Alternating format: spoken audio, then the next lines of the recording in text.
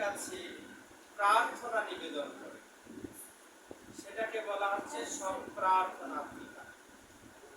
যেমন নরোত্তম দাস ঠাকুর লিখেছেন, শ্রীকৃষ্ণ চৈতন্য প্রভু দয়া করো মনে,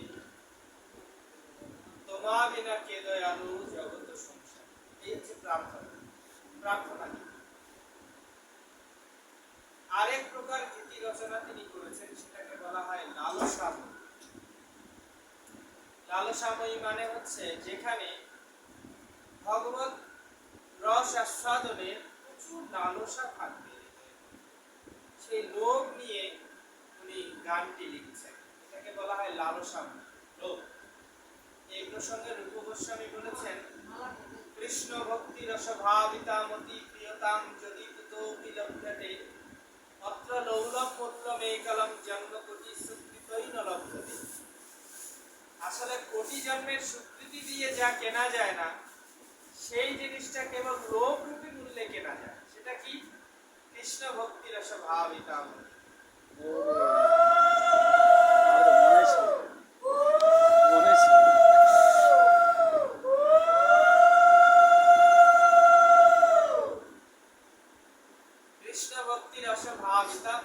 অর্থাৎ কৃষ্ণ ভাবনামৃত যে জিনিসটা বা কৃষ্ণ ভক্তি যে জিনিসটা, সেটা কোটি জন্মের স্বীকৃতি দিয়ে পাওয়া যায় না। টাকা তো দূরের কথা, কোটি জন্মের যে অর্জিত স্বীকৃতি তা দিয়ে পাওয়া যায় না। কিন্তু সেই জিনিসটা কেবলমাত্র লোভ হলেই পাওয়া যায়। মাত্র লৌলম মূল্য নেই কলম, একমাত্র এর মূল্য নিশ্চিত করা হচ্ছে লোভ। জন্ম কোটি স্বীকৃতই ন লভ্যতে, কোটি জন্মের স্বীকৃতি দিয়ে আপনি সেটা পাবেন। সেই লোভের গান লিখেছেন নরোত্তম দাস ঠাকুর, যে গানগুলিকে বলা হয় লালসাময়ী। যেমন তিনি লিখছেন, কবে গগর ঘনগিরি হেরিব নয়ন ভরি, কবে হবে রাধা কুণ্ডে বাস, ভ্রমিতে ভ্রমিতে কবে এ দেহ পতন হবে, কবে দিন নর কবে গোবর ঘনগিরি দেখিব নয়ন ভরি, কবে হবে রাধা কুণ্ডে বাস, ভ্রমিতে ভ্রমিতে কবে দেহ কবে দিন। মানে কবে আমার এইরকম দিন আসবে যখন আমি এই দু নেত্র দ্বারা বস্তুত হস্ত পঙ্কজে ফলমূল কন্দরই, সেই গিরিরাজ যাকে ভগবান সপ্তাহমেক অচ্যুত হস্ত পঙ্কজে, তিনি এক সপ্তাহ ব্যাপী যাকে তার হাতের মধ্যে আঙ্গুলের মধ্যে ধরেছিলেন, সেই গিরিরাজ গোবর্ধনকে কবে দর্শন, কবে ভ্রমণ করতে করতে আমার এই দেহটা নষ্ট হয়ে যাবে, জড় শরীর নষ্ট হয়ে যাবে, কবে রাধাকুণ্ডবাসী হতে পারবে। এইসব লালসা, লোভ ওনার হৃদয়ে।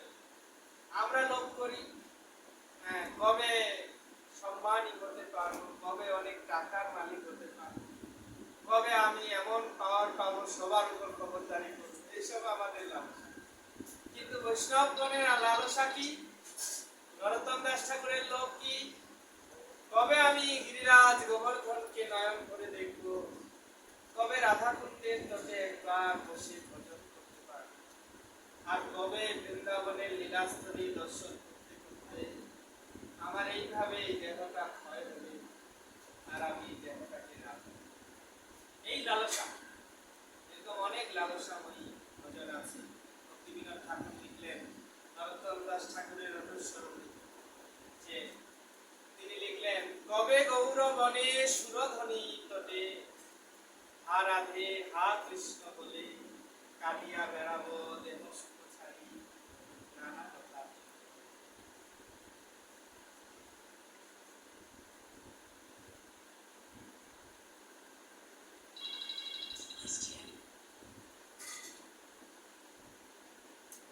ঠাকুরের একই গান লিখলেন, মানে নরোত্তম দাস ঠাকুরকে অনুসরণ করে।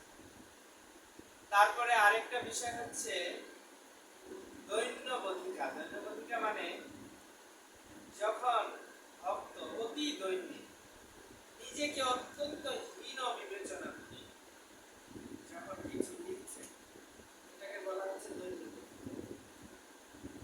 কি লিখছেন? দৈন্যবধিকার অনেক গান আছে। ভক্তিবিনোদ ঠাকুরের যেমন একটা আছে,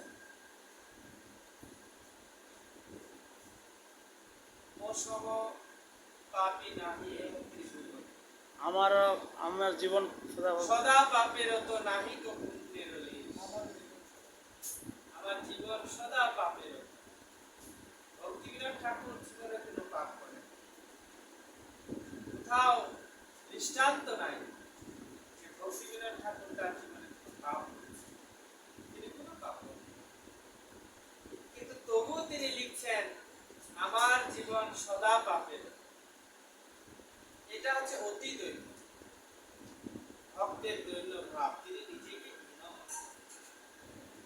এই ধরনের অনেক গান বৈষ্ণব কবিগণ লিখেছেন। এটাকে বলা হয় দৈন্যবধিকা। এই ছিল আমাদের চৈতন্য ভাবে আবিষ্ট চৈতন্য ভাবা দাস ব্রহ্মচারী, তার শুনবার অভিপ্রায় সেটা। হরে কৃষ্ণ হরে কৃষ্ণ কৃষ্ণ কৃষ্ণ হরে হরে, হরে রাম রাম রাম হরে। একটা ছোট্ট যদি ভক্তিচরণ স্বামী গুরু মহারাজের, যদি শুনতে পারলাম না, মন্দিরে বিশাল অনুষ্ঠান, এখানে বলেছি, বিশদে বলেছি। হ্যাঁ এখানে আমরা একটু যদি ছোট্টখাটো ছিল ভক্তি চারু স্বামী গুরু মহারাজ এই গুরুকুল